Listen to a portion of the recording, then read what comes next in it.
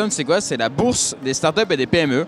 On permet à des startups de lever des fonds. On a un marché primaire qui permet d'ouvrir son capital. Elles vont se faire une augmentation de capital, c'est classique. Et on permet à des investisseurs d'investir des 1 euro dans les tokens qui sont liés à la valeur de départ de ces startups et de pouvoir investir dans ces tokens, donc de pouvoir financer la startup.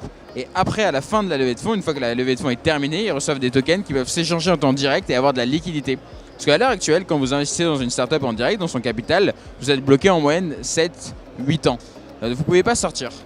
Via Krypton, vous n'êtes jamais bloqué. Vous pouvez revendre le lendemain si vous souhaitez. Donc la décision d'investir est beaucoup plus légère puisque vous pouvez changer d'avis. Vous avez besoin, je sais pas, pour n'importe quelle raison d'argent, vous pouvez les revendre et vous pouvez aussi profiter d'une plus-value latente que vous n'aurez pas pu toucher en règle générale. Donc c'est ça Krypton, c'est vraiment une bourse organisée pour PME et startups. C'est un peu ce qu'on fait la bourse classique pour les grosses sociétés, mais nous on l'a adapté aux petites boîtes.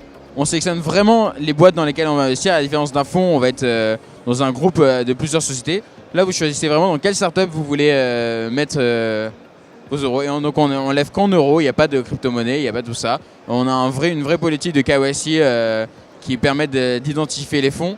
Et voilà, on a une banque partenaire qui nous suit sur tout ça. On est live depuis novembre, on a fait une première levée de 500 000 euros, 475 000 euros pour une startup. Suite à ça, elle est arrivée sur notre marché secondaire. Il y a déjà eu des échanges, des personnes qui ont investi dans ces tokens, ils sont ressortis un peu après. Ce qui est une première mondiale, c'est jamais arrivé sur des boîtes aussi petites qui aient de la liquidité.